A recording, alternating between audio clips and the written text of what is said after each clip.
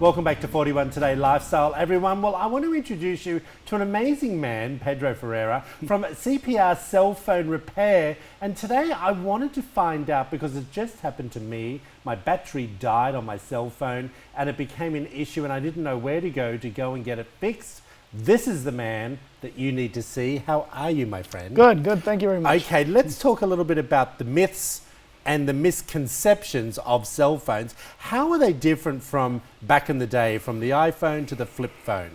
So one of the main things is the newer technology is lithium-ion batteries. Yes. The old technology was the NiCad batteries, nickel batteries, and lithium batteries. They don't have memory like the NiCad batteries had. And so a lot of the old myths don't really pertain to the lithium batteries, but they have come over because, you always hear about people talking about putting their phones in a refrigerator or the batteries in a refrigerator to make them last longer. Or really? Silly things like that. Sounds like my nonna putting her lipstick in the freezer to make it stay so it wouldn't melt.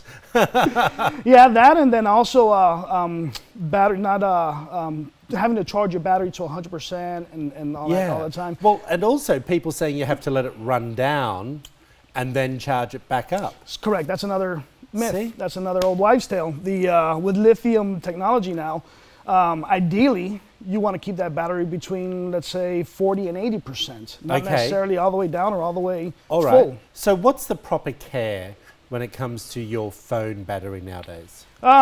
So several things. One of the main things is like I'm saying, is try to keep it between 40 and 80%. Not necessarily top it off to 100 and not letting it run down to zero all the time.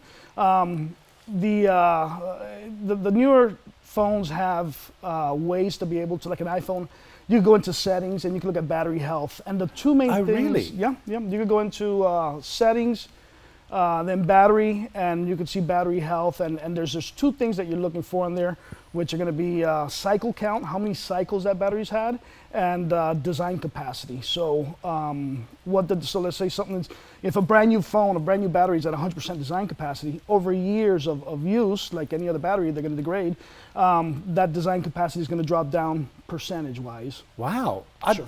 Who would have thought, people, that's where you can go on your iPhone to find out how long or how many times that battery's being used. Full cycles. Interesting. Something else I wanted to ask, because I just did it myself.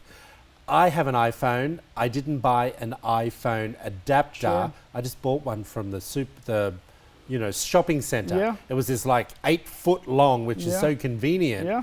But they're not always good.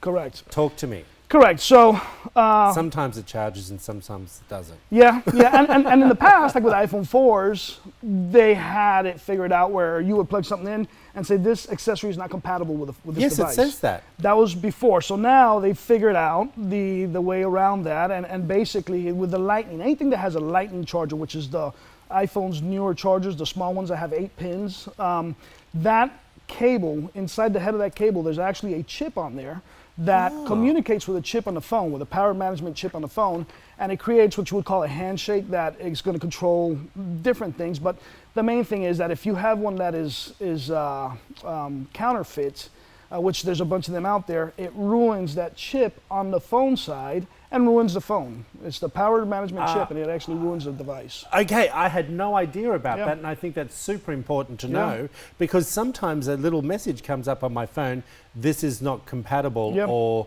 something else that says, I'm not quite sure. Buddy, I've got so many more questions to ask you.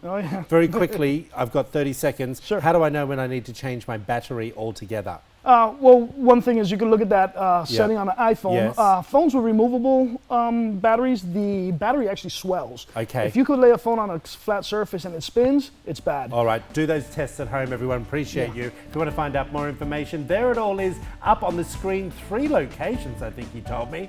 There he is, Pedro Ferrera from CPR Cell Phone Repair. Back after this short break.